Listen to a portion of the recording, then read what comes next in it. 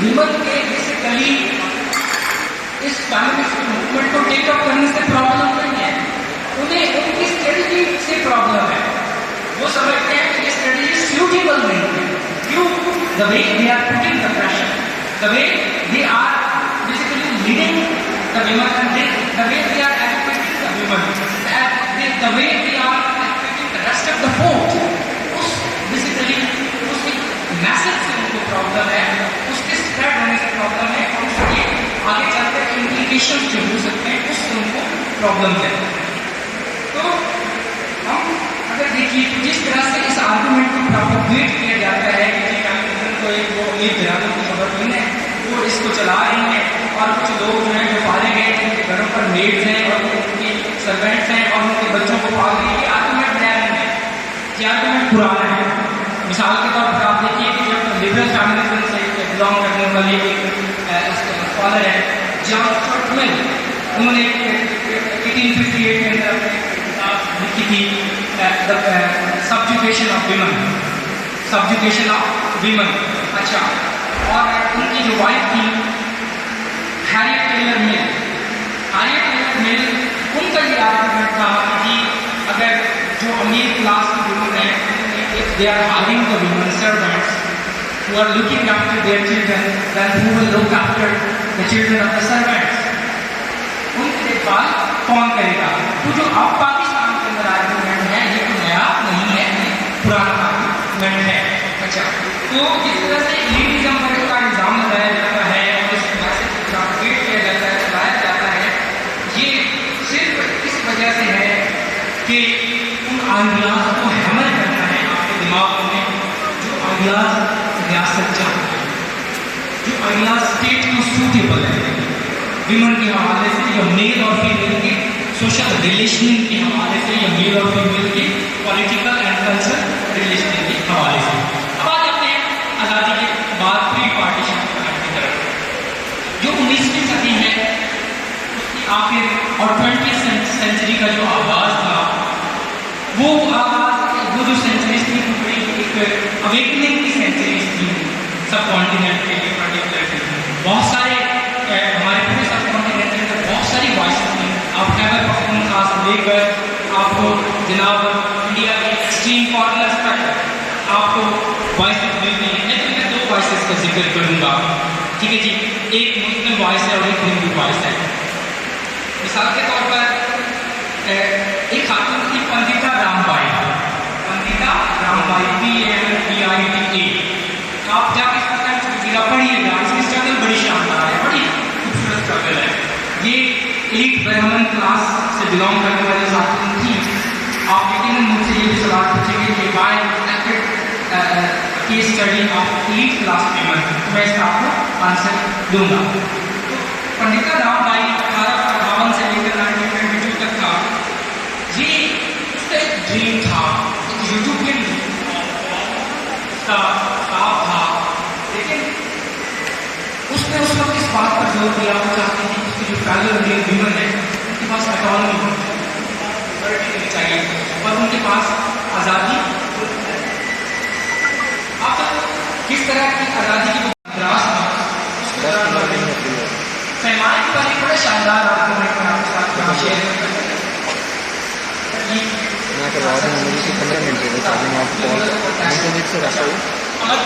अमर्त्य कुमार सेन एक इकोनॉमिस्ट हैं और नोबेल लॉरिएट हैं। उनकी एक डेवलपमेंट एज अ फ्रीडम, और इस डेवलपमेंट एज अ फ्रीडम का जो कॉन्सेप्ट है इसमें जितने भी यूनाइटेड नेशंस के इदारे हैं उनको फूड फॉर थॉट दिया है और उस कॉन्सेप्ट के बाद से 1988 में एक अंदर उसने डेवलप किया और उसके बाद इदारे हैं जैसे UNDP है, यूनिसेफ है, UN विमन है, इन इदारों ने उसको अडॉप्ट किया है कि जो उनकी स्ट्रेटजीज हैं और डेवलपमेंट की का जो प्रैक्टिसेस है उनके हवाले से क्रॉस बदलो। तो वो उसकी जो रिसर्च है दुनिया के अंदर ये जो पैमाने करते हैं सामने आने की खुराक की कमी की वजह से नहीं थी, बल्कि ये फूड की अनइक्वल डिस्ट्रीब्यूशन की वजह से, फूड की अनइक्वल डिस्ट्रीब्यूशन की वजह से ये कैद साली आई है। बड़े सलीम वो इलाका जो ज़माने में दुनिया की इकोनॉमी का 25% पर मुश्तमिल था। आप देखिए कि कितनी जाइंटिक इकोनॉमी होगी, कितनी बड़ी इकोनॉमी होगी उस वक्त की ग्लोबल ऑर्डर के अंदर। 25% ये कंट्रीब्यूट करते थे और उनकी मर्टिल सैन ने जब ग्लोबल फेमाइंस का स्टडी किया तो उसने इस बात का इजहार किया कि दुनिया के अंदर क्या कहानियाँ नहीं थी, इस वजह से नहीं थी कि जी खुराक की कमी होती थी, बल्कि उन्होंने ये कहा कि खुराक की अनइवन एंड अनइक्वल डिस्ट्रीब्यूशन की वजह से बीमारी आई और खुराक की जो कॉन्सेंट्रेशन थी वो स्पेसिफिक थी। कुछ कॉर्नर्स के अंदर खुराक के जमीन ज़्यादा पहुँचा दी होकर से ना पहुँचाए, ठीक है ना। जहाँ पर उस वक्त के जो कॉलोनियल मास्टर्स हैं फॉर एग्जाम्पल उनके खिलाफ ज़्यादा रेजिस्टेंस है, वहाँ हम लोगों को भूखा मार दिया। तो रामबाई ने अपनी एक सोसाइटी बनाई थी, Arya woman society. Arya woman society 1882 में बनाई महाराष्ट्र के अंदर। तो और उसके अंदर उसने खासतौर पर जो कॉलोनियल अथॉरिटीज़ थी, कॉलोनियल मास्टर्स जो थे, उनको चैलेंज किया और ख़ासतौर पर उसका जो फोकस था, ग्रैंड का मूवमेंट का फोकस था वो विमेन सबऑर्डिनेशन पर था। और उसने रिफॉर्म्स की बात की। इसकी बात की थी, रिफॉर्म्स की बात की कि उस वक्त के जो प्रेवलेंट लॉज थे उसके हवाले से। तो रामबाई ने बेसिकली उस जमाने में इंडिया के अंदर जो इशू थे, अर्ली मैरिज का बड़ा सीवियर इशू था, सीरियस इशू था, विडोहुड का बड़ा सीरियस इशू था। विडोज को मतलब दूसरी शादी करने की इजाज़त नहीं होती थी, आपने सारों में पता है जाना है। तो उसके लिए उसका जो ग्रैंड प्रोजेक्ट था रामबाई का वो था जेंडर जस्टिस और इक्विटी का। उसने कहा जेंडर जस्टिस और इक्विटी को अचीव करने के लिए सबसे पहले अर्ली मैरिजेज के इशू को एड्रेस करना जरूरी है और विडोहुड के जो इशूज़ हैं उनको एड्रेस करना जरूरी है। हालांकि वो खुद भी अपनी शादी के 2 साल बाद विडो हो चुकी, 22 साल की उम्र में इसकी शादी हो गई थी और उसका बाप जो था एक विजयनगरी एजुकेशन में था, संसद था और अर्ली मैरिज का प्रॉब्लम उसके लिए बड़ा था। 12 साल की उम्र से 10 साल की उम्र से जब उनके लिए रिश्ते आना शुरू हो जाते थे तो उसके बाप ने रिजिस्ट किया, उसको जल्दी शादी नहीं करने दी। और हालांकि बाद में जो आपको पता है कि पाकिस्तान के अंदर मुस्लिम फैमिली लॉ ऑर्डिनेंस 1961 के अंदर आया था, उसके अंदर जब मैरिज की उम्र लड़कियों की तब्दील की गई थी तो 14 से 16 साल कर दी गई, 14 से 16 साल कर दी। और ठीक उसके 100 साल पहले उसके बाप ने उसको 22 साल की उम्र में शादी करने की इजाज़त दी थी। उसका बाप बता देते क्या तारीफ पर गए थे। रामबाई ने एक उसने प्रिंटिंग प्रेस अपना स्टार्ट किया जो कि औरतें जिसको चलाती थी सिर्फ और सिर्फ अपने मैसेज को स्प्रेड करने के लिए, डिसएमिनेट करने के लिए। और खासतौर पर रामबाई ने अपनी एक रामबाई एसोसिएशन ऑफ अमेरिका उसने बनाई थी अमेरिका के अंदर और नॉर्थ अमेरिका के अंदर पर्टिकुलरली और यूरोप के अंदर उसने विजिट्स किए और उसने विडोज के लिए होम्स बनाए, उनके लिए शेल्टर होम्स बनाए उस ज़माने में और वहाँ से उसने फंड कलेक्शन की। एक वॉइस ये थी, इसके मैंने चीज़ें बताए। दूसरी खातून थी आप बिल्कुल बांग्लादेश के अंदर, वो थी 1905 के अंदर एक 25 साल की लड़की थी, बंगाली दुल्हन थी, रुकैया सखावत हुसैन, आपने नाम सुना होगा। रुकैया सखावत हुसैन ने अपने नावल पब्लिश किया, उसका नाम था सुल्ताना's ड्रीम। सुल्ताना's ड्रीम और सुल्ताना's ड्रीम जो है वो एक फिक्शनल अकाउंट है, एक ख्याली कहानी है एक ऐसी दुनिया की जो टेक्नोलॉजिकली, एक ऐसे कंट्री की, एक ऐसे सोसाइटी की जो टेक्नोलॉजिकली एडवांस है, जो टेक्नोलॉजिकली क्या उनका लेडी लैंड है, उसको उसका नाम दिया सुल्ताना रुकैया ने लेडी लैंड का नाम दिया।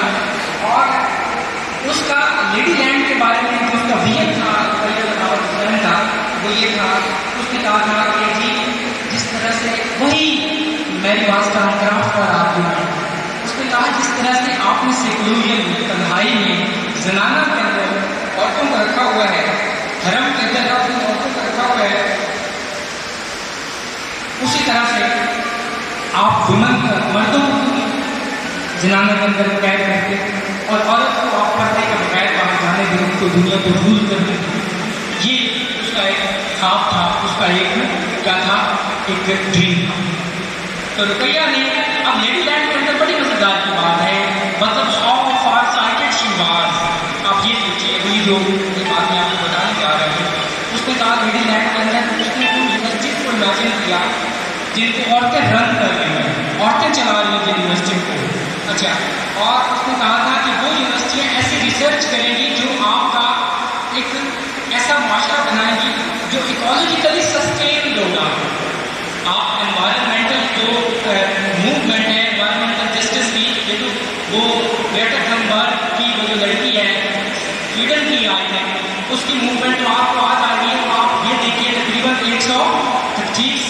116-17 साल पहले उसने ये बात की थी, एनवायरमेंटल जस्टिस की बात की थी।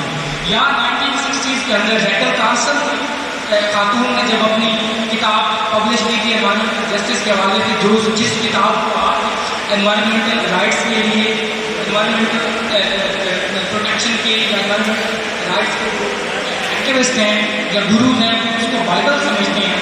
लेकिन उससे पहले रुपैया ने कहा कि ऐसे लेडी लैंड जो है उसके अंदर यूनिवर्सिटीज हैं, उनको औरतें चलाएंगी और उन यूनिवर्सिटीज के रिसर्च के जरिए से हम इकोलॉजिकली हमारा एक सस्टेन एग्रीकल्चर को हम अचीव करेंगे। तो ये पार्टीशन का जमाना था। यानी आपको मैं ये बताना चाह रहा हूँ कि फेमिनिज्म के हवाले से जो अवेयरनेस थी उसकी ये तारीख है, उसको हम डिस्कस कर रहे हैं। फिर पोस्ट पार्टीशन इरा की बात करें, ये इराक में बड़ा ट्रिकी इरा था, बड़ा चैलेंज वाला इरा था। और इस इरा के अंदर आपको एक वाज़ेह तौर पर नजर आएगा कि किस तरह से Pakistani women exposed or exposed their weakness.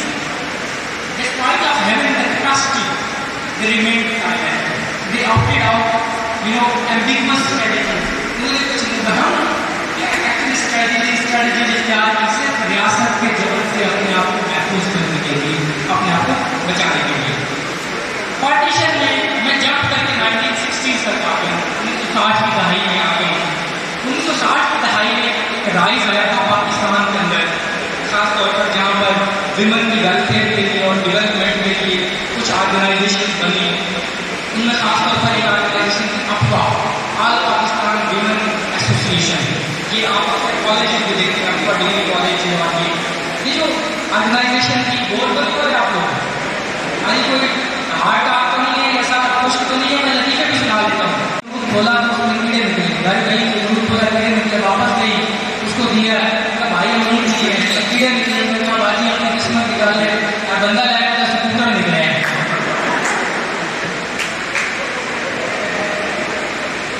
उन्हें कहते हैं स्कूटर निकला है तो अपनी किस्मत निकाले। लेकिन आप लोगों ने अपने आप को क्या करना है, लड़कियों ने ये ना हो कि बाहर जाओ तो भाई स्कूटर निकले। You have to develop your capacity and capability and agency. Agency आपकी इंपॉर्टेंट है, कैपेबिलिटीज को बिल्ड करना है। When you are not physically succumbing to the external pressure, आप एटलीस्ट अपने विल को, अपने फ्रीडम को अपने तरीके से एक्सरसाइज कर सकें, लेकिन प्लीज दूसरों की फ्रीडम को कोई नुकसान नहीं पहुंचाना। ये ना हो कि आप कुछ हासिल कर लें लेकिन किसी और की जो लिबर्टी हैप्पीनेस है उसका आप जलाना निकाल दें। तो पार्टीशन के बाद 1960s के टाइम में बहुत आई जिसमें अफवा एक ऑर्गेनाइजेशन थी। और इस दहाई के अंदर 60s का जो डेकेट्स के अंदर अफवा ने खास तौर पर एक अपना रोल इंडिपेंडेंस के बाद ऑर्गेनाइजेशन की उन्होंने रियासत को कभी चैलेंज नहीं किया। पहले जो दस्तूर साल असम्बली बनी थी, ये जो पार्लियामेंट थी पाकिस्तान के आज़ादी के बाद, उसके अंदर 2-3 खवातीन थी, लेकिन उन्होंने मुल्ला को कभी चैलेंज नहीं किया, मौलवी साहब को उन्होंने कभी कुछ नहीं कहा। उन्होंने उनकी एहतराम किया, घर जाकर गाली देती होंगी, घर जाकर बुला बुला कहती होंगी।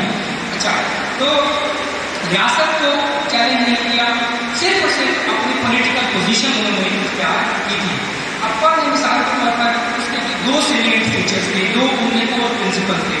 एक तो उन्होंने विमेन की सोशल वेलफेयर, पाकिस्तान में विमेन की सोशल वेलफेयर और इकोनॉमिक डेवलपमेंट पर फोकस कर रही थी। और दूसरा जो है उन्होंने कहा कि जी समझा कि औरतों की सोशल वेलफेयर जो है उनकी इकोनॉमिक डेवलपमेंट और एजुकेशन के जरिए से हासिल की जा सकती है। और दूसरा उन्होंने स्टेट के साथ कोलैबोरेट किया, रियासती इदारों के साथ कोलैबोरेट किया ताकि ऐसी पॉलिसीज बना सकें जो पॉलिसीज में लॉन्ग टर्म विमेन के लिए फ्रूटफुल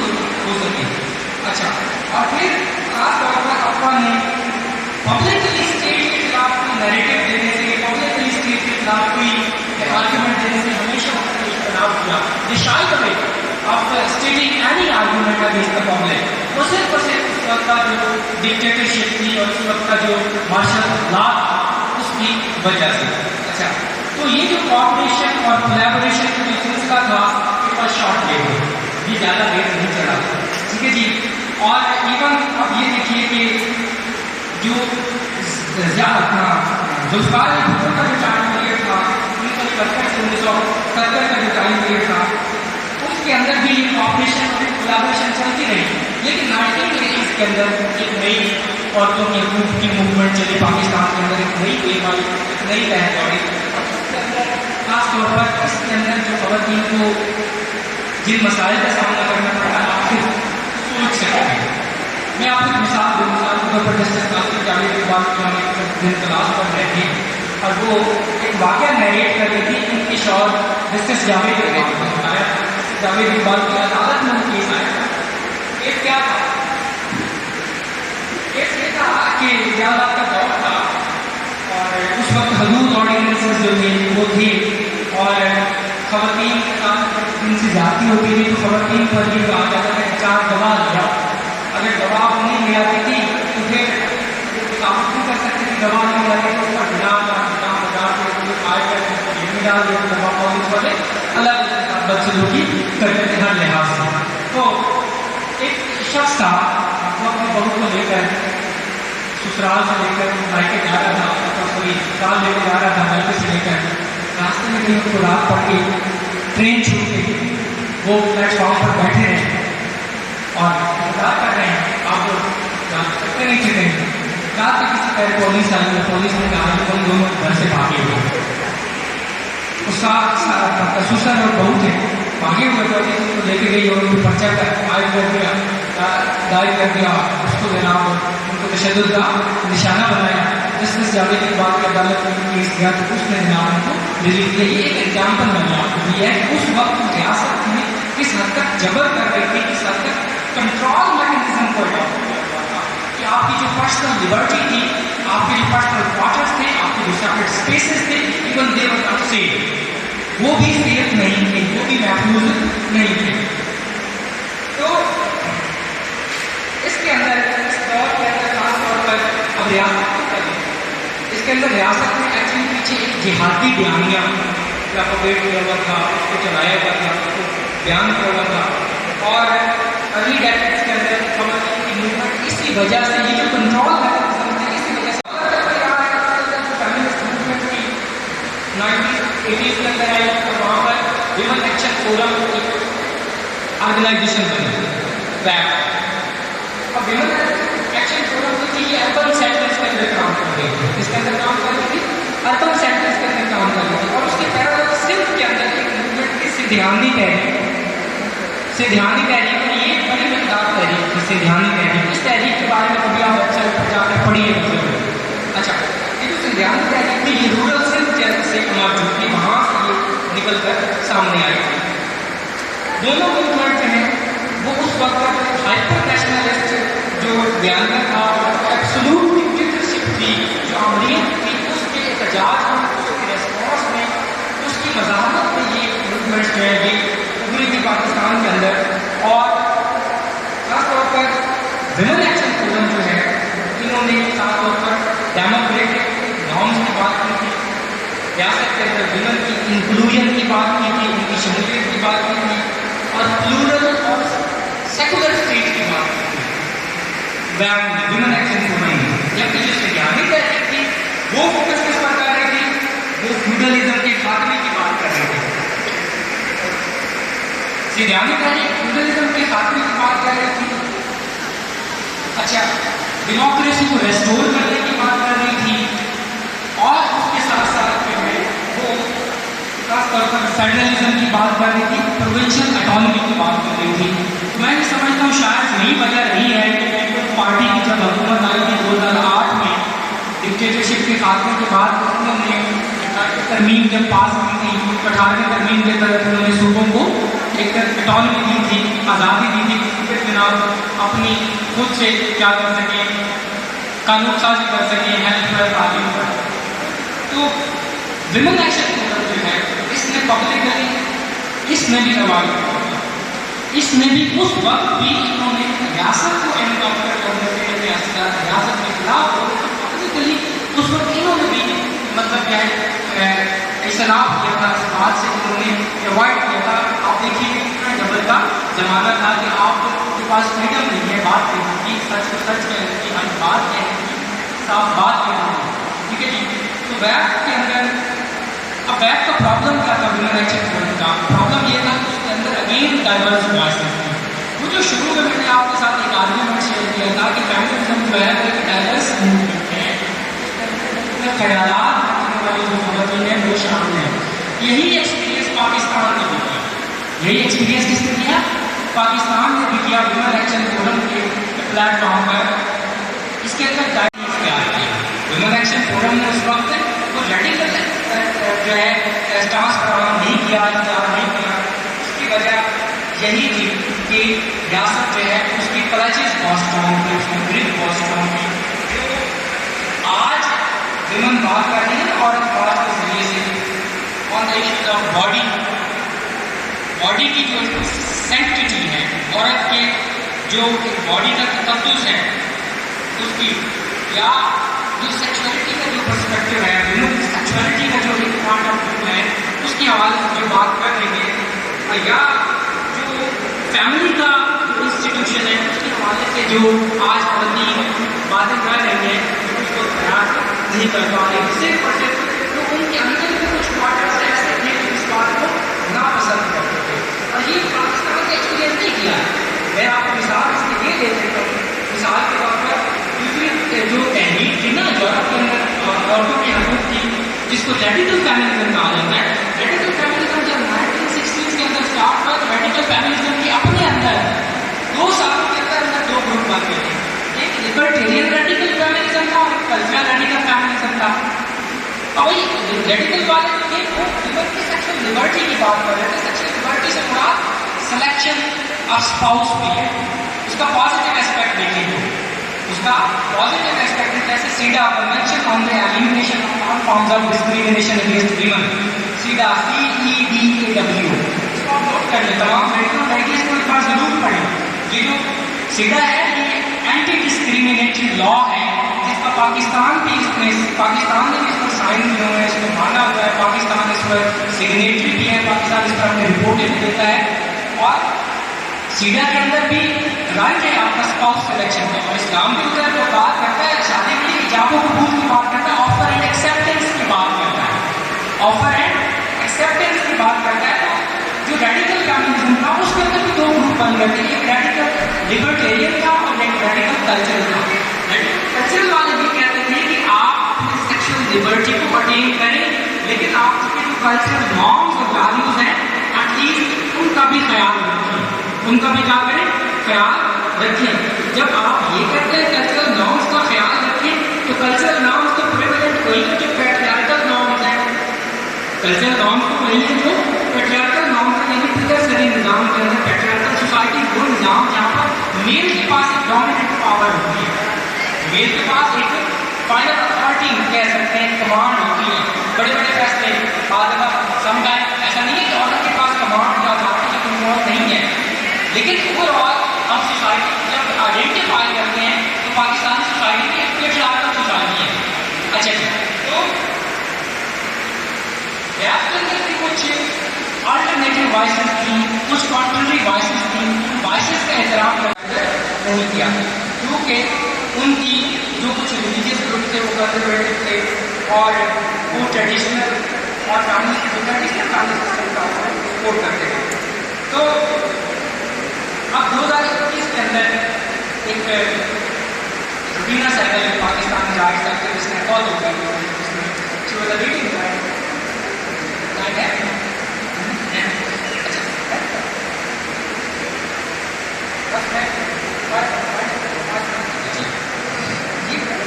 बस 2 मिनट।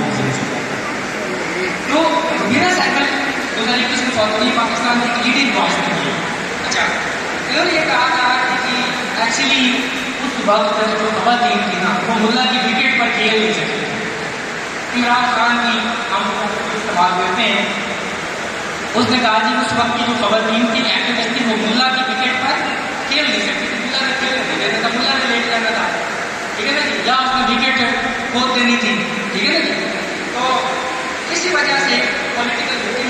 बहुत ही, लेकिन 1991 के अंदर जो है वह अपने ऑफिशियल ह्यूमन एक्शन फोरम ने ऑफिशियली ये कहा कि वो रियासत और मजहब की अलहदगी को बात करती है और उसको पसंद करती है और उसके खिलाफ स्टैंड करती है, इसके लिए वो स्टैंड करती है।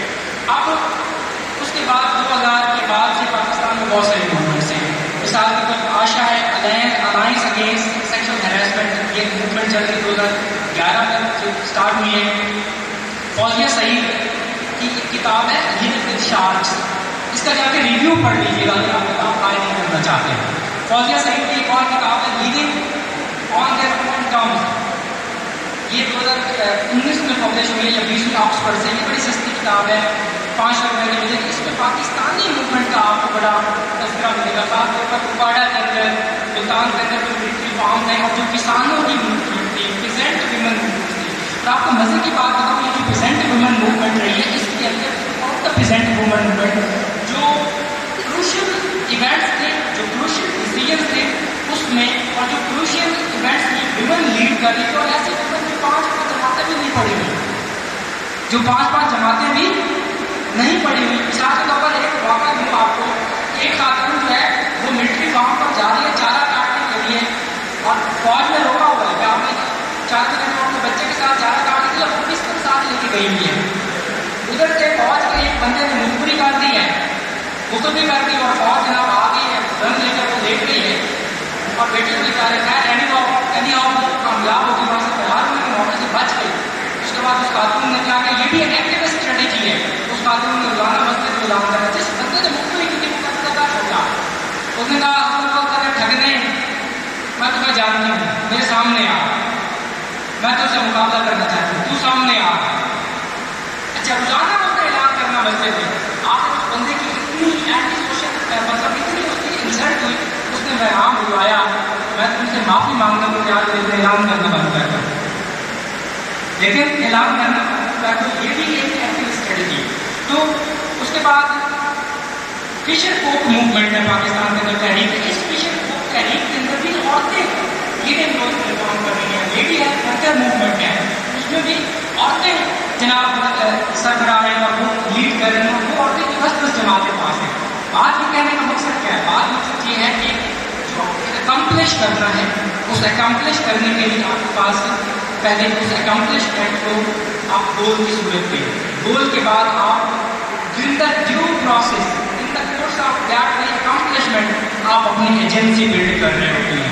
अब आ जाते हैं हैरेसमेंट के हवाले से। हैरेसमेंट का जो 2010 में पाकिस्तान में पेश हुआ, 2011 में हायर एजुकेशन कमीशन ने इसको अडॉप्ट करते हुए अडॉप्ट तो किया हुआ था, इसको जनाब इस पर उन्होंने इसको यूनिवर्सिटीज़ की तरफ भेजा, और उस वक्त 85 यूनिवर्सिटीज़ ने हरासमेंट का जो ये एक्ट था इसको इख्तियार किया, अडॉप्ट किया, और यूनिवर्सिटीज़ पाबंद हैं इस हरासमेंट एक्ट वर्क प्लेस का जो एक्ट है इसको पब्लिक यूनिवर्सिटीज़ के अंदर प्लेसेस पर डिस्प्ले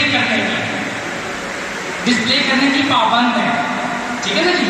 अच्छा, और इसके अंदर हरासमेंट के अंदर क्या है, मैं आपको प्रोसेस समझाना चाहता हूँ कि अगर किसी बच्चे के साथ हरासगी होती है, जिनसे तौर पर उसको हरासा किया है किसी लड़के या लड़की को, देखिए हरासमेंट सेक्स की बुनियाद पर नहीं होती, कौन हरासमेंट डिसेबलिज्म की एक वजह हो सकती है, हरासमेंट माजूर है उसको भी हरासा किया जा सकता है, उसको उस जगह से गुजरने ना दिया जाए। अच्छा, या रोजाना वो नई किस्म की डिस्क्रिमिनेशन से गुजरता है, उसके लिए स्लोप नहीं बनी हुई दफ्तर में जाने के लिए, डिपार्टमेंट में जाने के लिए, तो रोजाना की बेसिस पर डिस्क्रिमिनेशन का सामना है उसको किसी भी चीज़ का। अच्छा, तो हरासमेंट मजहब की बुनियाद पर भी हो सकती है, कलर और कास्ट की बुनियाद पर भी हो सकती है, लैंग्वेज की बुनियाद पर भी हो सकती है, और हरासमेंट जो है वो आपके खिलाफ जो है वो आपके पॉलिटिकल व्यूज की बुनियाद पर भी हो सकती है, लेकिन आप डिपेंड करता है कि आप उसको कितना सीरियस टेकअप करते हैं। लेकिन खासतौर पर जिनसी हरासमेंट है वो बहुत सीरियस है। स्टॉकिंग करना, लड़कियों का पीछा करना या लड़की का पीछा करना, उसको साइकोलॉजिकली डिस्टर्ब करने के लिए ये स्टॉकिंग की हरासमेंट के जुमरे में आता है। घूरना, स्टेयर करना, ये भी उसके हरासमेंट के जुमरे में आता है, ठीक है जी। किसी को फिक्र किस तरह, ये भी उसके हरासमेंट के जुमरे में आता है। आपको नुकसान क्या होता है? सबसे पहला जो नुकसान होता है जैसे कि आप शिकायत करते हैं, अगर लड़का लड़की करता है, लड़की लड़के की करती है, अगर वो लड़का क्लास के अंदर उसके 4-5 फ्रेंड हैं, तो सबसे पहले आपके खिलाफ क्या करेंगे? एंटी सोशल बिहेवियर इख्तियार करेंगे। एंटी सोशल बिहेवियर क्या है? आपका बाइकआउट करेंगे, आपसे लाताल्लुकी इख्तियार करेंगे। अगर वो सी आ रहे हैं तो आपको क्लास की इंपॉर्टेंट इंफॉर्मेशन नहीं मुहैया की जाएगी, आपको नोट्सों के बारे में बताया जाएगा, आपको असाइनमेंट में बताया जाएगा। इस तरह के हर कंडीशन है वो अनसिविलाइज्ड किस्म के वो इख्तियार किए जाएंगे, राइट। अच्छा, इसका मैं आपको पहले केस बताता हूँ, उस केस के अंदर ही आपको प्रोसेस पता चल जाएगा कि एप्लीकेशन देने का प्रोसेस क्या है। जैसे ही HSCMS को अडॉप्ट किया तो कायदे यूनिवर्सिटी का जो उस वक्त कंट्रोलर एग्जामिनेशन था, उसके खिलाफ लड़की की दरख्वास्त कि उसको हरासा किया गया। अच्छा, तो यूनिवर्सिटी के अंदर कमेटियाँ बनती हैं, हरासमेंट एंटी हरासमेंट कमेटी होती है, उसके मेंबर्स होते हैं, 3 मेंबर का मुश्तमिल पैनल होता है और उसमें एक फीमेल का होना जरूरी है। फीमेल का होना क्या है? जरूरी है उसके पैनल के मेंबर। आप डायरेक्टली उस कमेटी को एप्लीकेशन दे सकते हैं।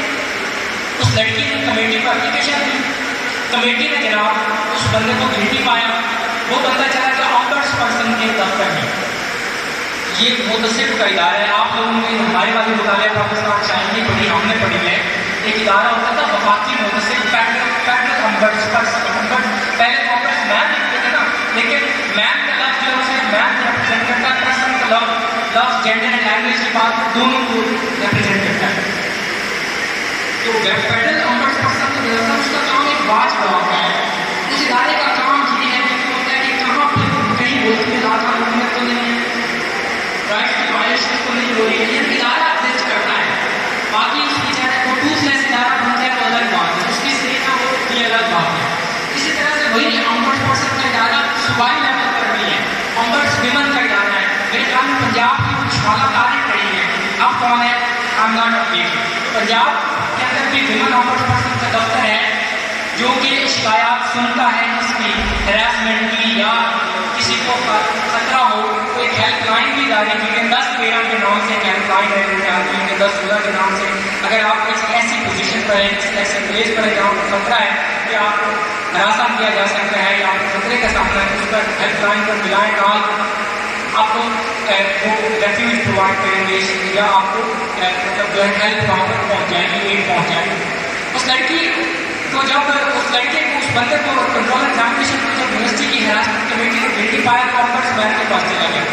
अम्बड्स मैन ने क्या काम किया? उसने यूनिवर्सिटी को सिंडिकेट को भेज दिया, सिंडिकेट को भेज दिया और सिंडिकेट में उस वक्त सिंडिकेट के अंदर जस्टिस नासिर उल मुल्क जो थे पाकिस्तान के जस्टिस रहे हैं, वो मेंबर थे सिंडिकेट के। उन्होंने ये कहा कि जी ये जो हरासमेंट की पॉलिसी है इसका यूनिवर्सिटियों पर भी इतलाक होता है और यूनिवर्सिटी ने अपने डिसीजन को अपहेल्ड किया, उन्होंने इसको रिटेन किया। अब वो बंदा चला गया, अब आपको प्रोसेस समझ आ गया, कमेटी यूनिवर्सिटी की या अम्बड्समैन के पास आप देख सकते हैं, कमेटी के पास जा सकते हैं या अम्बड्समैन के जा सकते हैं। अम्बड्समैन क्या करेंगे? क्या कमेटी को वापस भेज देंगे। अगर किसी को इतराज है, जो विक्टिम पार्टी फर्ज है या अग्रीव पार्टी समझती है उसे जस्टिस नहीं मिला, अम्बड्समैन के पास चले जाए। अम्बड्समैन के बाद आप चले जाते हैं प्रेसिडेंट के पास, आप जा सकते हैं इसके लिए अपने लिए इंसाफ देने के लिए, जस्टिस देने के लिए। अब उस केस में कायदे वाले केस में क्या हुआ? उन्होंने प्रेसिडेंट को भेजा, प्रेसिडेंट साहब ने मिनिस्ट्री ऑफ लॉ को भेज दिया, प्रेसिडेंट साहब ने किसको भेज दिया? मिनिस्ट्री ऑफ लॉ को भेज दिया। अब मिनिस्ट्री ऑफ लॉ ने जनाब डिसीजन दिया कि जी इसका यूनिवर्सिटी पर खिलाफ नहीं होता, यहाँ से कंट्रोवर्सी बनती।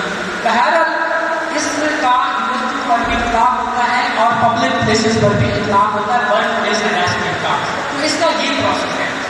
अब मामला क्या था? जैसे बलूचिस्तान का आपने सुना था कि बाद में उसकी वीडियोज बन रही थी और उस पर आपको पता चला बहुत सारी यूनिवर्सिटीज में प्रोफेसर को डिमोट भी किया गया, उनको सैक भी किया गया।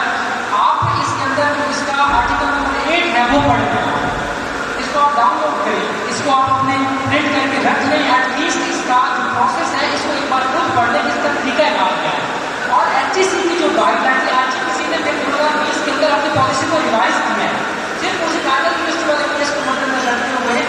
अगर फर्ज करें आपको किसी इस तरह की सिचुएशन का सामना है कि आपको किसी मार्क्स के लालच में, आपको किसी ग्रेड के लालच में, आपको किसी पोजीशन के लालच में, या किसी ऐसी सिचुएशन के लालच में हरासमेंट का खदशा है, या आपको हरासा किया गया है, ये वाज़ेह तौर पर HEC ने अपनी रिवाइज पॉलिसी के अंदर बताया हुआ है।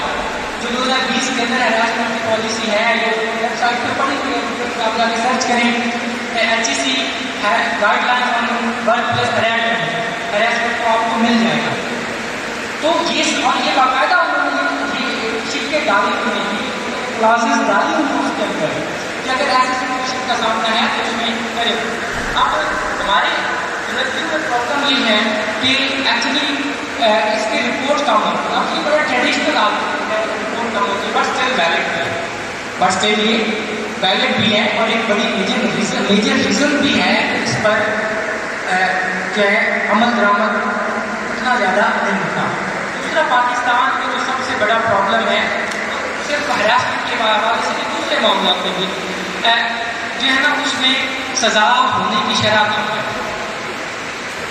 जो रेट्रीब्यूशन है वो कम है। ठीक है जी, सज़ा होने की जो शरह कम है वो एक प्रॉब्लम है। अभी रिसेंटली एक केस आया था, मैं उसको डील कर रहा था। अब उस केस में बाद में ऐसे केस भी होते हैं कि लोग पर्सनल हो जाते हैं, कोई पर्सनल ग्रज होता है, उसकी बुनियाद पर ऐसा केस बना देते हैं। तो काइंडली इस तरह का पोजीशन इख्तियार करने से अवॉइड करें। If you are unsure about it कि जी क्या वाकई तो आप हैं, तो आप प्लीज़ अपने किसी जो मेंटोर है उससे कंसल्ट कर लें। आपके डिपार्टमेंट का कोई टीचर मेंटोर होगा, आपका इंचार्ज स्टूडेंट अफेयर होगा, फीमेल है होगा, मेल होगा, उसके पास चले जाएं, उनसे मशवरा कर लें, उनसे काउंसलिंग लीजिए कि क्या वाकई आपका केस इस जुमरे में आता है। जी प्लीज़ आपके question continue. Thank you so much. ये बहुत इम्पोर्टेंट है कि स्टूडेंट्स लेवल पे आपको ये पता हो कि ये हरासमेंट के जुमरे में आता भी है कि नहीं, और मेजॉरिटी स्टूडेंट को पेरेंट्स को बिल्कुल नहीं अंदाजा होता है कि वो हरास हो गई, उनको लग रहा होता है कि नॉर्मल बिहेवियर। और फिर दूसरी ज़्यादा इम्पोर्टेंट चीज़ ये है कि क्या अक्सर स्टूडेंट का मसला ये होता है वो नंबर काटते हैं, और वो टीचर कहने लगा होता है नंबर काटने का, भाई वो किस चीज़ के नंबर काटेगा?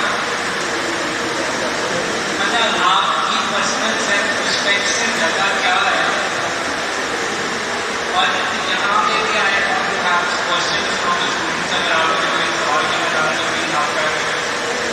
और यहाँ पे we need to have a discussion कि हरासमेंट के जुमरे में क्या आता है, आपके अपने राइट्स क्या हैं, क्या आपकी सेल्फ रिस्पेक्ट से ज़्यादा आपके ग्रेड में, क्या अगर कोई थ्रेट कर रहा है, ब्लैकमेल कर रहा है आपको अपने नंबरों की बेस पे, तो क्या वो वर्जित है? और यहाँ पे सबसे इम्पोर्टेंट चीज़ ये है कि अगर आप एज ए वुमेन स्टैंड ले रहे हैं तो आप अपने लिए ले रहे हैं, अपने साथ 20 और औरतों के लिए ले रहे हैं, and that's the bigger thing. तो कोई क्वेश्चन?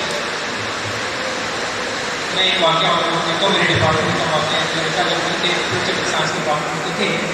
तो जैसे चैट होती है, मैसेज होते हैं, होते रहते। अब वो लड़की कई बार उसका दिल बदल गया, उसका इरादा बदल गया, तो उसने मतलब उसको कोई रिप्लाई नहीं कर रही थी।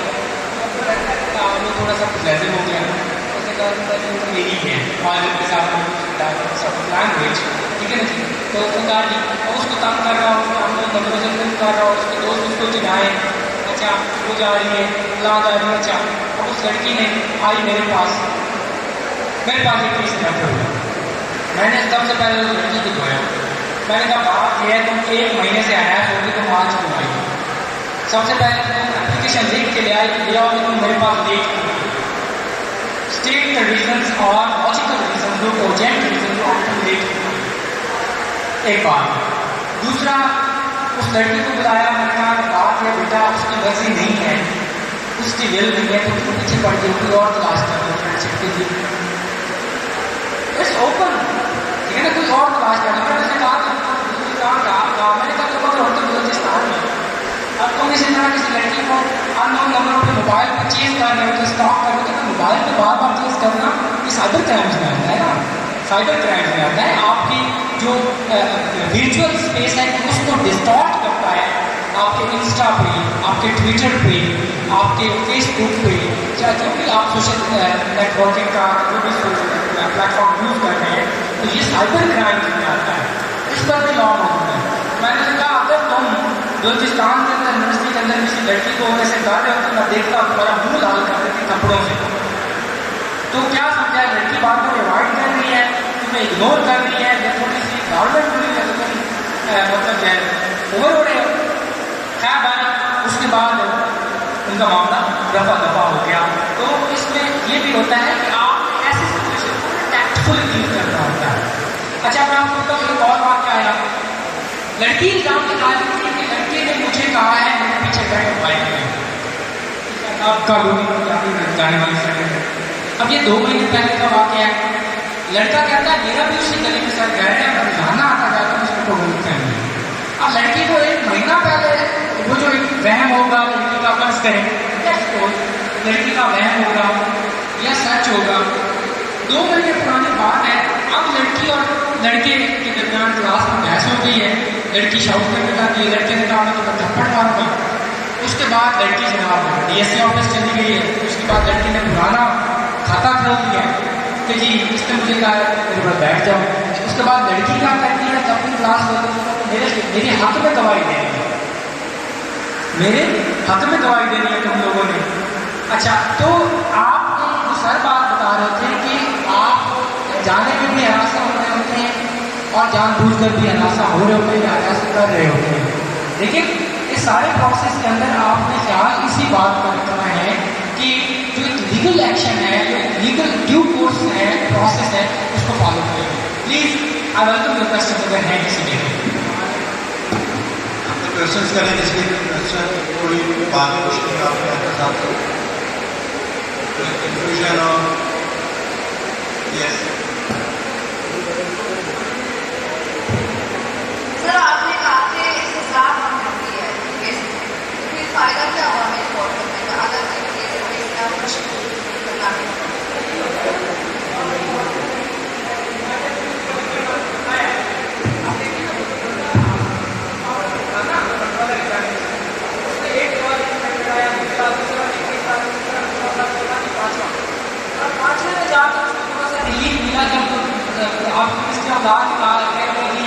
यूनिवर्सिटियाँ नहीं आती हैं, इसमें यूनिवर्सिटियाँ नहीं आती हैं। तो ये हमारा जो प्रेवलेंट माइंड सेट है वो है।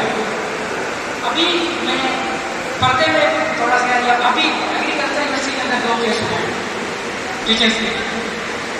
एक केस मेरे हिसाब से मेरी माइंड के मुताबिक जेन्युइन है और एक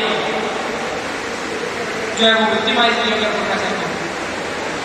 अब जेन्युइन में क्या किया गया है, जेन्युइन में उसको 3 महीने के लिए बस घर भेज दिया, जब भी छुट्टी में भेज उसकी तनख्वाह काट दी। जब तक उस लड़की को सजा दी उसका घर टूट गया, उसकी तनख्वाह हो गई। उसके शॉर्ट में मैसेजेस पढ़ लिए, वो चैट्स पढ़ लिए, वो भी फोटोग्राफ्स पे वो देख लिए और उसमें वो सारा का सारा उसकी बिरादरी को विदा कर बिरादरी में भी अच्छी लड़की इंसल्ट हुई उसकी। लड़की पास हर किसी का कोई अच्छा बड़ा मासूम है ना, ठीक है ना, लेकिन आपने आगे भी करना है। लेकिन उस बेचारे का वहाँ से पीछा नहीं छोड़ रहा। अब वो प्रोफेसर भी शादीशुदा हो गया, उसका बच्चा भी है, बट स्टिल वो उससे पेमेंट डिमांड करता था। उसके शॉर्ट में देखिएगा मुझे ऑथेंटिक बंदे से पता चला। अच्छा अब आप ये देखिएगा कि इसमें जो ये सजा है आप देख लीजिए, कम से कम सजा मेरे हिसाब से होनी चाहिए कि डिमोशन होनी चाहिए। भाई बीच में से लेक्चर आपको ले आओ तो तनख्वाह का उनको 2000 जुर्माने लगा। अच्छा एक तो था जिसका केस जानवर नहीं था, उसको पॉलिटिकल विक्टिमाइज किया गया, उसको भी वही सजा, उसको भी 2 महीने के लिए दिया गया और उस बेचारे की तरक्की के लिए गाँव में 6 साल बाद करने के बाद बुरा 9 साल कर दिया। इसके अंदर जो सजाएं हैं वो आप जाकर पढ़ें। इस तरह ये जो कवर नहीं है जैसे मतलब in house working women act है पाकिस्तान के अंदर, या domestic violence prevention and protection act है पाकिस्तान के अंदर, घरेलू तशद्दुद के साथ में उसकी इन हाउस वर्किंग वुमेन जो घरों के अंदर मेड्स काम करते हैं उनके लिए ऊपर, तो जो सेंसर है यानी डिमोट कर देना, तनज़्ज़ुली कर देना, ठीक है ना जी, जुर्माने आयद कर देना, ये सजाएं हैं। अच्छा, अब सारी बात है, चूंकि ये क्राइम सिविल क्राइम में आता है, जो आपने कहा ना फायदा क्या होगा, ये सिविल क्राइम में आता है, ये क्रिमिनल में नहीं आता केसेस में। क्रिमिनल केसेस वो होते हैं जहाँ पर आप किसी की जान लेते हैं, तो स्टेट के अगेंस्ट क्राइम होता है, रियासत के अगेंस्ट क्राइम होता है। अब चूंकि उसमें इस इंडिविजुअल के अगेंस्ट क्राइम है, और इसमें जो एग्रीड पार्टी इंडिविजुअल है और ये इंडिविजुअल है, यानी जो मुद्दई है वो भी इंडिविजुअल है। तो इसके लिए जारी बात है, माइंडसेट बदलने की सबसे पहले जरूरत है, और सबसे पहले जरूरत है एटलीस्ट हम इस जुर्म को जुर्म समझें और इसको काबिल सजा जुर्म जब समझें तो फिर फायदा होना शुरू होता है।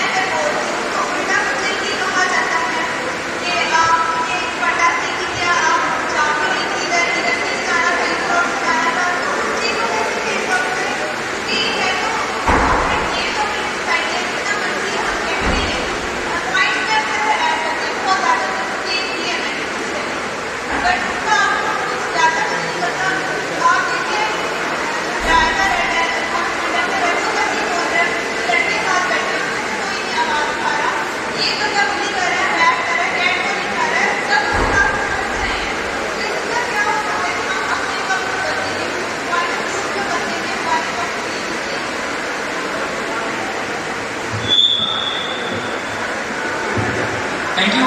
ये बड़ा अच्छा पॉइंट आपने उठाया, जो विक्टिम ब्लेमिंग वाला है ना, ये असल में बात है ना कि हमारी तरबियत के मसले हैं, हमारे सोशलाइजेशन के मसले हैं, माशरे के।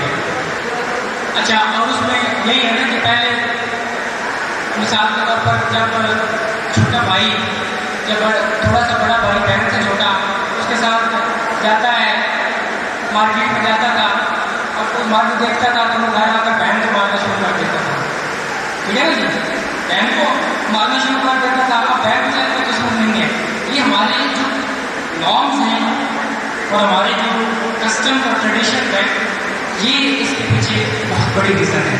अच्छा, और अब इस सवाल का मेरे पास इस वक्त एग्जैक्टली जवाब नहीं देता, हमने बदलना है। मेरा इसका जवाब है हमने अपने आप को कब बदलना है। आप की तरफ से जो एक एप्लीकेशन आपने भेजी है, ये बड़ा खुशाइन करना है। आप मुझे ये बताइए कि क्या उसके बाद आप कॉन्फिडेंस में ज्यादा हुई है ना, एक सेकंड में आपकी तरफ आ रहा है। दूसरी बात यह है कि हमारे यहाँ एक्चुअली ये जो विक्टिम ब्लेमिंग वाला मामला है, इसको एक चीज़ और से रिलेट करना चाहता हूँ। मिसाल के तौर पर आप देखिए कि हमारे यहाँ ये जो सोसाइटी के अंदर ओवरऑल जो ख़वातीन के साथ ज्यादती या हरासमेंट या वायलेंस या कुछ मामला होते हैं, इनके पीछे कहीं ना कहीं ऐसे रीज़न जरूर हैं जिनको हमने मास्क बनाया होता है, जिनके लिए हम इस चीज़ को मास्क यूज़ करते हैं। मिसाल के तौर पर नफीसा शाह की किताब है honour violence, honour crimes in Pakistan, in southern Pakistan, Sindh के हवाले से कहती है कि जो गैरत के नाम पर कत्ल है, ये जो डोमेस्टिक वायलेंस है, गैरत के नाम पर कत्ल एक मास्क है, जस्ट एक मास्क है कि बात है, इसके पीछे दर पर्दा फैमिली की अपनी चपलिश होती है मोस्ट ऑफ द केसेस में। एक बात इसके साथ क्लियर करूँगा। दूसरी बात यह है कि विक्टिम ब्लेमिंग के लिए हमारी लॉज है, इनके अंदर काउंसलिंग की बात की गई है, काउंसलिंग की बात की गई है, उनको खासतौर पर साइकोलॉजिकल काउंसलिंग दे जाने की बात की गई है, उनको काउंसिल किया गया है कि you are not responsible for this, rather you are seeking help, ठीक है ना।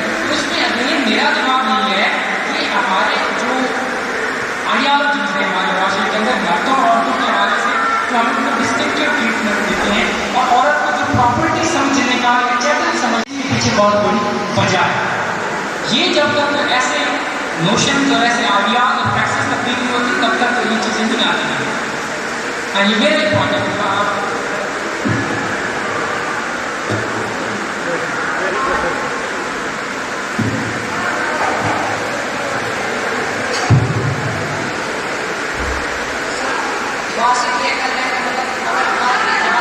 मर्द हरासा करने से औरत मतलब हरासा हो रही है, मतलब अगर औरत करे तो मर्द नहीं होता सर, होता है। मैंने कभी पढ़ा है जो सोसाइटी में वर्क प्लेस होता है जो मर्द हरासा होता है वो ज्यादा है औरतों के, लेकिन हरासा तो अभी ज्यादा होता है तो वो रेट ज्यादा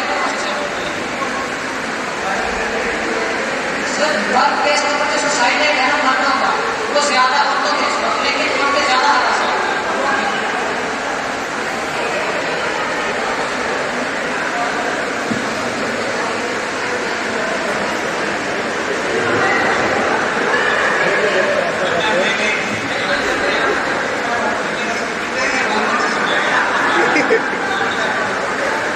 बात ये है कि सर ने किताब पढ़ी, मैंने भी पढ़ी है, वो 21 लेसन्स फॉर 21st सेंचुरी। एक तो मर्दों के मरने की रीज़न जो है वो वर्क प्लेस नहीं है, ट्रैफिक एक्सीडेंट्स में भी मरते हैं, सुन लेना, ट्रैफिक एक्सीडेंट्स में भी मरते हैं, एनवायरनमेंट की वजह से भी जो क्राइसिस है, क्लाइमेट चेंज है, इस वजह से भी मरते हैं। तो मसाइल की नोयत मुख्तलिफ है। अब आप देखिए ना, आप मसाइल को इस तरह से देखिए नहीं ट्रीट करना हमने मसाइल को। हमने सबसे पहले ही बात समझनी है कि किसका मसला किसको अफेक्ट कर रहा है। वर्क प्लेस पर मर रहा है तो हमारा राइट है कि मर्द के लिए स्ट्रगल करना कि सेफ वर्क प्लेस उसको मुहैया की जाए, ठीक है ना जी, उसको सेफ वर्क प्लेस मुहैया किए जाए और सब वर्क प्लेस के ऊपर जो हैजर्डस जो थिंग्स हैं उनको रिमूव किया जाए। औरत का मसला ये है कि वर्क प्लेस पर उसी मर्द के हाथ में हरासा होनी है, वो हो रही है जिसने 5 मिनट बाद मर जाना है। तो अगर वो मरने से पहले हमें हरासा ना करे तो मेरे ख्याल में जन्नत में चला जाएगा। एक बात ये होगी, हरासा ना करे तो जन्नत में चला जाएगा। क्या पता, अब मैं ये थोड़ा सा ट्रेडिशनल आर्ग्यूमेंट दे रहा हूँ, बेचारे घर अपने माँ बैठी है नहीं, कि अगर वही मर्द ये सोच ले कि किसी दूसरी जगह पर उसकी बहन की वर्क प्लेस पर कहीं ठहरी होगी, जमा ठहरी होगी, उससे काम ठहरा होगा मार्केट के अंदर, तो हमने मामला को या प्रॉब्लम्स को उनके एक्चुअल बेसिकली नेचर में डील करना है और उनके एक्टिव कॉन्टेक्स्ट में डील करना है। हमने हमेशा बहस नहीं करनी। आपका बात बिल्कुल ठीक है, सारी बात है। मर्द को अब आप देखिए ना कि औरत को मरना शुरू हो जाएगी अगर आप उसको पब्लिक रोल दे दो, आप उसको पब्लिक रोल दे दो भाई। और मर्दों को धूप में फिरने से स्किन कैंसर हो रहा है तो औरतों को तो साय में बैठने के बाद 6 महीने तक मुसलसल लगेगा, हड्डियाँ कमजोर हो रही है, विटामिन डी की कमी हो रही है, 6 महीने बाद बेड पे लेकर डिलीवर जाते हैं और फिर उसी औरत को मर्द उठाकर बाथरूम पे लेके जा रहा होता है। बात समझ आती है ना? तो हमने कॉन्टेक्चुअलाइज करना है, उनके तनाजुर को देखना होता है चीज़ों को। हमने चीज़ों को बेसिकली इंटरप्रिटर नहीं करना, गड़बड़ नहीं करना होता। समझ आती है बात की? तो मर्द का जो एक्ट है या उसके लिए सेफ वर्क प्लेस की मुहैया ना होना, ये उसका इक्वल राइट की वायलेशन है, उसको मुहैया होना चाहिए। और इंटरनेशनल जो लॉज हैं वो प्रोटेक्ट करते हैं सेफ वर्क प्लेस एनवायरनमेंट।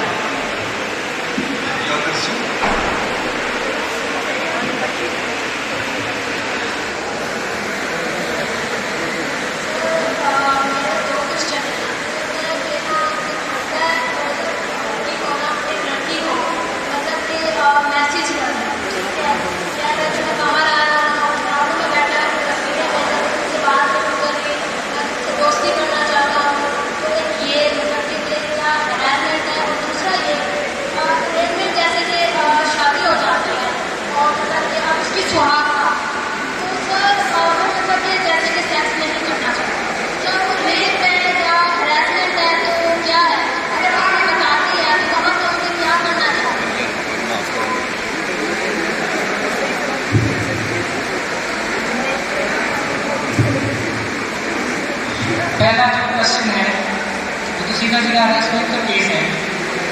पहली बात आपके प्रॉपर जो भी प्रोसीजर है वो आपको अडॉप्ट करना चाहिए, ठीक है ना जी? अच्छा, इस पर क्रिटिसाइज किया गया। अब ये दूसरा केस है, उसमें एक्चुअली जो फेमिनिस्ट हैं वो तो कहते हैं कि ये मैरिटल रेप है। जो फेमिनिस्ट हैं वो इसको मैरिटल रेप कहते हैं विदाउट हर विल, उसकी मर्जी के बगैर, विदाउट हर विल, उसकी मर्जी के बगैर। Feminist they call it marital rape, ठीक है ना जी? अब हमारे यहाँ जो हमारे देसी फेमिनिस्ट हैं उनके यहाँ मिले जुले रुझान आ रहे हैं। कुछ उसको मैरिटल रेप कंसिडर करते हैं, कुछ नहीं करते। बहरहाल हमारे यहाँ जो ख़वातीन जाहिर बात है जिन्होंने बड़े पैमाने पर एक तहरीक चलाई है ख़वातीन को रिलीजियस एजेंसी मुहैया करने की, जैसे अल-हुदा मूवमेंट है या अल-नूर मूवमेंट है, ये गैर हाशमी वाले, ये जो सेक्शन है ये जो कहते हैं कि जी औरत से जब मर्द नाराज़ होता है तो वो हदीस को कहते हैं कि जब मर्द अपनी वाइफ से डिमांड करता है कि वह फॉर सेक्सुअल ग्रेटिफिकेशन, तो अगर औरत मना करते तो फरिश्ते साजात लानत भेजते हैं, फरिश्ते साजात उस औरत पर उसको मालूम करते हैं, उस पर लानत भेजते हैं। अच्छा, अब इसको कॉन्टेक्चुअलाइज करने की भी ज़रूरत है इस प्रॉब्लम को बहरहाल, और हमारे तनाज़ुर में हमारे माशरे में हमारे यहाँ जाहिर बात है ना कि शादी हो गई है, ठीक 3 दिन बाद 4 दिन बाद 5 दिन बाद ट्रेडिशनल बर्थ अटेंडेंस हैं या जो माएँ हैं वो कहती हैं कि 3 दिन बाद 4 दिन 7 दिन के बाद जो स्पर्म है वो अपना जो है फर्टिलाइजेशन का प्रोसेस शुरू हो जाता है, डॉर्मेंट प्रोसेस से गुजर जाता है और इनएक्टिव फेज होता है उससे गुजर जाता है, तो जाता जाओ और आगे किसी तजर्बाकार लेडी बर्थ अटेंडेंट के पास जाओ प्रेगनेंसी हुई है या नहीं हुई है। अच्छा, तो इस केस में दूसरा आपका सवाल है, इस केस में ठीक है कि आपको खास तौर पर जो सेक्सुअल एजुकेशन है उसका मुहैया होना बहुत ज़रूरी है। और दूसरा, इस्लाम के अंदर खास तौर पर इस्लाम की जो बातें हैं उनको अगर हम एक्चुअली अगर समझें और उनके अंदर जो लॉजिक है और उनके अंदर जो विजडम है उसको समझें तो बड़ा हमारे लिए आसान हो सकती है। देखिए, अगर इस्लाम अपना एक्सेप्टेंस या इजाबत कबूल की बात कर रहा है तो उसमें लड़की अगर उसकी पसंदीदी है या उसकी रजा है तो फिर है वो चीज़, अदरवाइज उसका अगर रजा नहीं है और फिर उसको नहीं करते तो फिर शायद मैरिटल रेप के केसेस में कुछ कमी आ जाए, मैरिटल रेप के कुछ कमी केसेस में कमी आ जाए। दूसरा, ये जो हमारे लड़कों की जो सोशलाइजेशन है रिगार्डिंग सेक्स और सेक्सुअलिटी और देयर मेलनेस, इसको बदलने की जरूरत है। मेलनेस है या मैनहुड है उसके हवाले से जो बदलने की वो भी ज़रूरत है कि लाइफ को आपके साथ है। और इस केस में आप जो है आपका यानी थोड़ा सा आपस में आप कह सकते हैं आपकी अंडरस्टैंडिंग होना जरूरी है इस केस में, जो कि 75% केसेस में नहीं होती, 75% केसेस में नहीं होती। और अगर हमारे कर रही है इस इशू को भी क्या कर रही है, रेट कर रही है, और ये उसी वजह से मोस्टली उस वक्त होता है जब मसली अरेंज मैरिज होती है। अरेंज मैरिज कोई चीज़ नहीं है, अगर उसके अंदर प्रॉपर एक्सेप्टेंस वाला प्रिंसिपल उसको फॉलो किया गया है तो अरेंज मैरिज बुरी चीज़ नहीं है। बट स्टिल मैं फैमिलिस्ट पॉइंट ऑफ व्यू के साथ स्टैंड करता हूँ, मैं फैमिलिस्ट पॉइंट ऑफ व्यू के साथ स्टैंड करता हूँ कि ये मैरिटल रेप है, ये मैरिटल रेप है। अच्छा, मतलब आप देखिएगा कि आप उन केसेस में उन टाइम पॉइंट्स ऑफ टाइम में जब मर्द इस्तेमाल करता है विमन से इंटरकोर्स करने से ड्यूरिंग मेंस्ट्रुएशन, ठीक है ना जी, या जब वो शरीर बीमार है या किसी भी ऐसी सूरत में, तो उस सूरत में तो ये बात आपको होती है ना, तब तो आपको इस्लाम भी सिविलाइज वे इख्तियार करने की इजाज़त देता है। पाकिस्तान में प्रॉब्लम पता क्या होता है, मैं आपको स्पेसिफिकली बात बताना चाहता हूँ। तो सवाल बड़ा हार्ड क्वेश्चन था, उस पर मैं आपको बता देता हूँ। पाकिस्तान में जो मैंने पिछले साल में आपके सामने उनकी तारीख बनाई थी ना, पाकिस्तान के अंदर बल्कि ये हुआ है कि पाकिस्तान के अंदर जो लिबरल और मॉडरेट वॉइसेस थे ना उनको सिस्टमेटिकली रियासत की आउस्ट किया निकाला। सब जानते हैं, मिसाल के तौर पर एक पाकिस्तान के अंदर एक फिलोसफर, एक आप कह सकते हैं लीगल स्कॉलर मोहम्मद असद आए थे, उनको उजाला के दौर में प्रोजेक्ट को लगाया था कि आप सही बुखारी की अंग्रेजी ट्रांसलेशन करें, लेकिन उसको बेचारे को इतना ज़्यादा रुकावटें डाली कि उसके काम में उसको खुद करना पड़ा। एक बड़ी लिबरल वॉइस थी पाकिस्तान के अंदर, फजल रहमान, ये फजल रहमान साहब नहीं, ये वाले नहीं पहले वो बहुत हो गए हैं, ठीक है ना जी। अच्छा, ये फजल रहमान इनकी मदरसे की डिग्री मुकम्मल नहीं है, इन फजल रहमान साहब की मदरसे की डिग्री भी मुकम्मल नहीं है, खुद इनके मकबर में कितने लोग कहते हैं, वो जो फजल रहमान साहब थे उनको हज़ारा में पैदा हुए थे और उनको उससे ज़्यादा उसे अयूब खान ने बुलाया था और उसको बेसिकली इस्लामिक काउंसिल का बेसिकली डायरेक्टर लगाया और उनका एक इस्लामिक टीचिंग के हवाले से, कुरान की इंटरप्रिटेशन के हवाले से, हदीस की इंटरप्रिटेशन के हवाले से बड़ा रिलीजियस पॉइंट ऑफ व्यू था।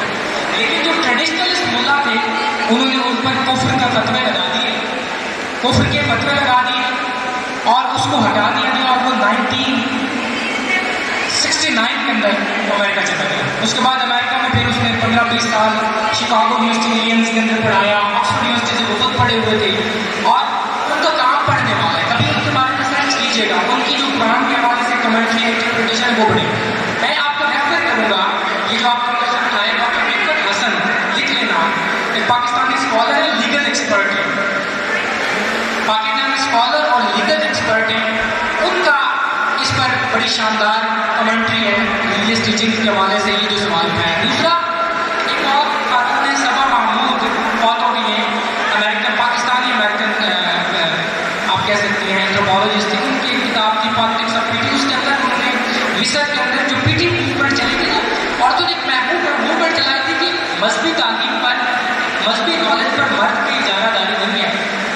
अब आप देखें ना, आपके मौलवी साहब को 5 वक्त की नमाज नहीं हो, बड़े परहेजगार हो, तकवा वाले हो, आप उसकी बड़ी रिस्पेक्ट करते हैं और उनके स्टेटस बड़ा एलिवेटेड होता है, एलिवेटेड स्टेटस होता है कि सारे उनकी बात मानते हैं। आपके अगर कोई घर में प्रॉब्लम मसला हो तो मौलवी साहब आ गए सुलह करवा रहे हैं तो आप उनकी बात मानते हैं। तो औरतों ने कहा कि हम भी अपने रिलीजियस टीचिंग्स को, और ये बाकायदा मिस्र के अंदर पीटी मूवमेंट चली है, थ्रू रिलीजियस टीचिंग हम अपनी एजेंसी को सीख करते हैं, अपनी जो एबिलिटी है, हमारी कैपेबिलिटी हम उसको सीख करके हम मर्द के मुकाबले में बेसिकली जो अपनी रिस्पेक्ट है, जब तकवा ही जमानत है रिस्पेक्ट की, प्रेस्टीज की, ऑनर की, तो हम भी फिर अपनी उस रिलीजियस जो एजेंसी है उसको सीख करते हैं।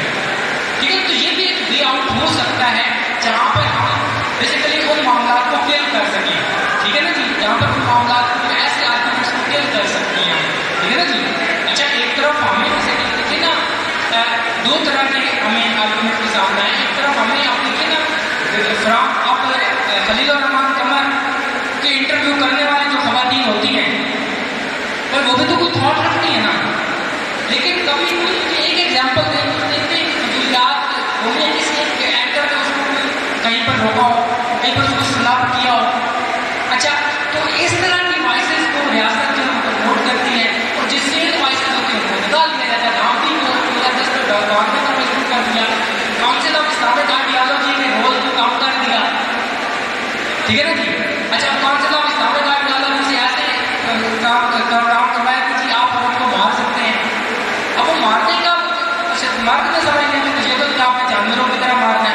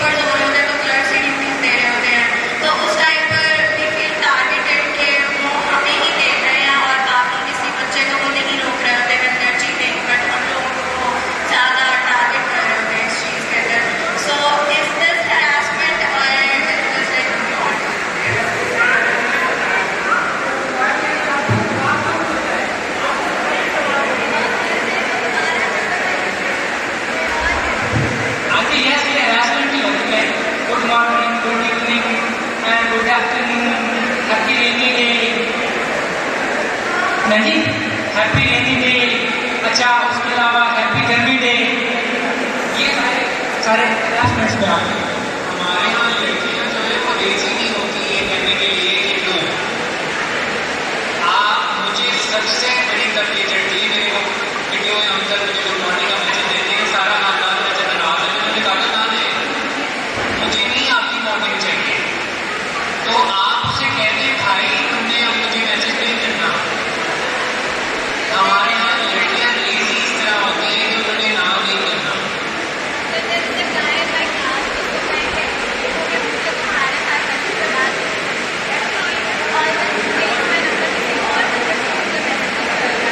ये अफीफा है, ये खतीजा है, ये आपके सीनियर है, इनको बताओ ये चैट मारने के 312 तरीके बताएंगे।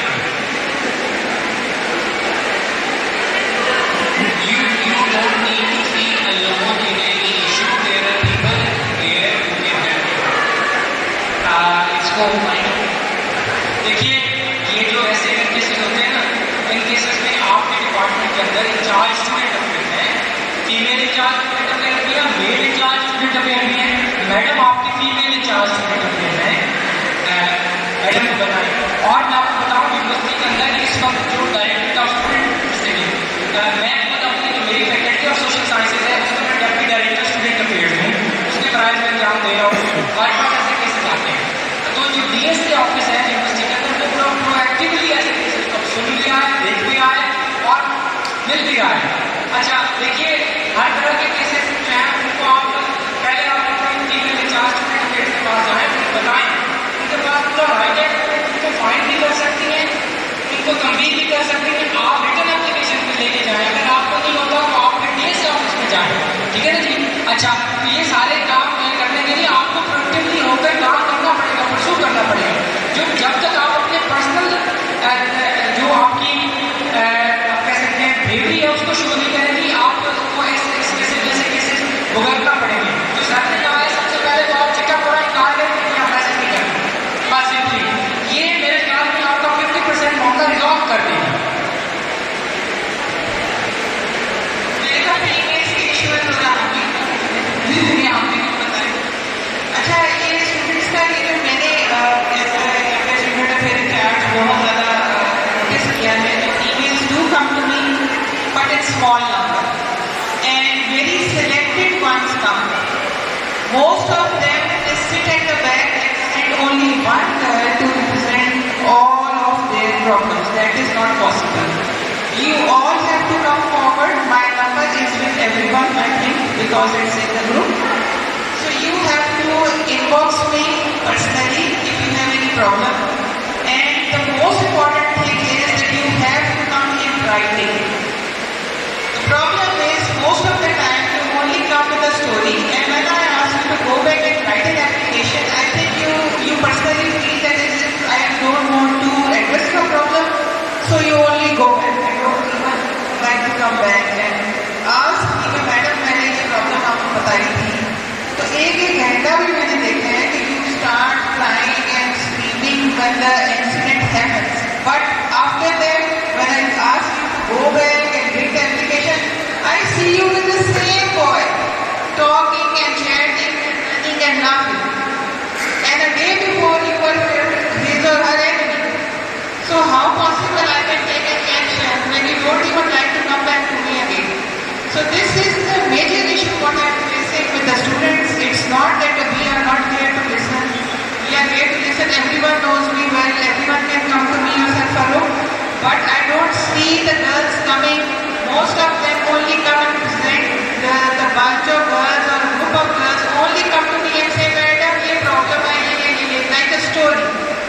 But you have to write the story in a proper way so that we can take some action. So please come to me in writing, and each one of us, whoever faces any problem, okay, please you have to come to me in writing. I will strongly take action and I strongly condemn the acts that are being happening in this college behind the curtain and in front. So most of the problems I personally know because girls have come to me. I know there are issues by the students, by the teachers, by the clerks. Okay, it's happening on all levels. But you have to come to me. Thank you.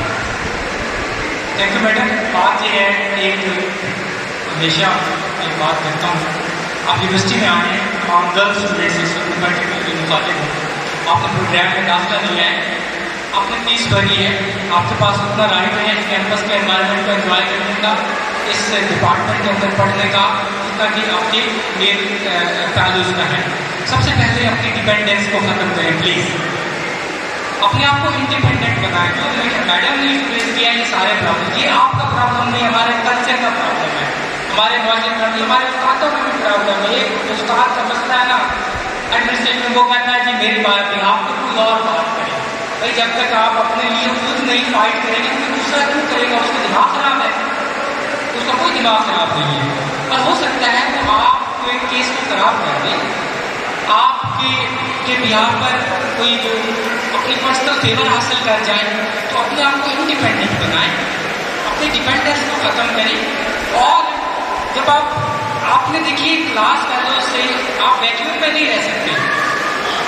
इंसान जो है ना, human being, वो खजूर का दरख्त नहीं है भाई, अकेला कम का ना इतने बड़े लखों तक सहरा में सर्वाइव कर देगा। आपको लोगों के साथ इंटरैक्ट भी करना पड़ता है, आपको लोगों के साथ इंटरैक्ट भी करना पड़ता है, आपको एंगेज भी होना पड़ता है।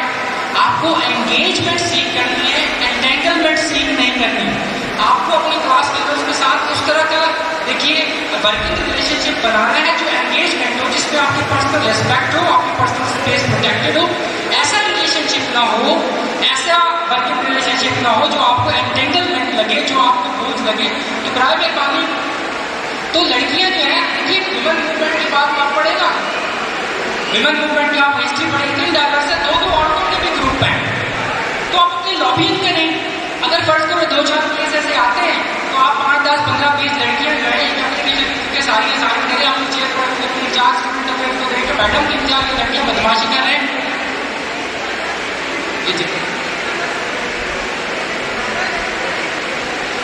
अपना एप्लीकेशन लिख के सारी सिग्नेचर करें और मैडम के 4-5 लड़के जो है ये आदि मुजरिम है, इनको मेहरबानी करें लगा डालें। सिंपली मामला नहीं लोग हो जाएगा आहिस्ता आहिस्ता। आपको 2-4 दिन एंटी सोशल बिहेवियर फेस करना पड़ेगा, लेकिन उसके लिए अपने आप को तैयार करें, अपने आप को रेडी करें। बहुत शुक्रिया सर, आपने बहुत रिपोर्ट्स हैं और लोगों की और स्टूडेंट्स में थोड़ा सा कॉन्फिडेंस बढ़ता है। जब हम अंदर कॉलेज से कोई बात इनको समझाते हैं ना, तो उसमें बेटे का वो नहीं आती, जब बाहर से आके बात समझाता है तो हम वैसे थोड़ा सा ज़्यादा टाइम नहीं दिया आपने। बहुत शुक्रिया, बहुत ही हिस्ट्री और पाकिस्तानी जो हमारा बच्चों को जो पता होना चाहिए कैसे आपने किसी की वेबसाइट पे हरासमेंट पॉलिसी को देखना है। आप टाइप करेंगे इजीली आपको हर स्पेस की कोई भी आपने लिखना है तो आप इजीली आपको मिल जाएंगे सारे रूल्स एंड रेगुलेशंस। उनकी बेसिस पे आपने जो एप्लीकेशन लिखनी है तो सिर्फ स्टोरी की तरह नहीं लिखनी है, आपको उसमें ये मेंशन करना है कि ये इसकी सजाएँ हैं, ताकि हम उस सजा को मद्देनजर रखते हुए आगे फॉरवर्ड करें। आप ऐसे एजुकेटेड तरीके से आप एप्लीकेशन लिखिएगा, कोई उसमें हेल्प चाहिए होगी I always here. Thank you so much.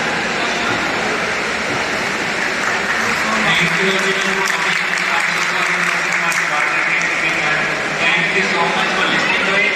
ये बात ध्यान में रखना कि ये प्रोसेस है, इसके बाद डिपार्टमेंट अच्छा नहीं हो जाएगा, इसके बाद लड़कियाँ अच्छी नहीं हो जाएगी, इसके बाद लड़के अच्छी नहीं हो जाएंगे। ये प्रोसेस है। यहाँ पे बहुत सारे लोग हैं जो बैठे हुए हैं, ऑलरेडी लड़ाइयाँ लड़ रहे हैं और डटे हुए हैं। आप अपनी लड़ाई शुरू करें, आपको लोग मिल जाएंगे और ये प्रोसेस है। अगर आप लड़ाई शुरू करेंगे तो 6 महीने साल बाद चीज़ें बेहतर होंगी। ऐसा नहीं होगा कि दूसरे दिन सब बेहतर हो जाएगा, आपको लड़ना है। Thank you so much.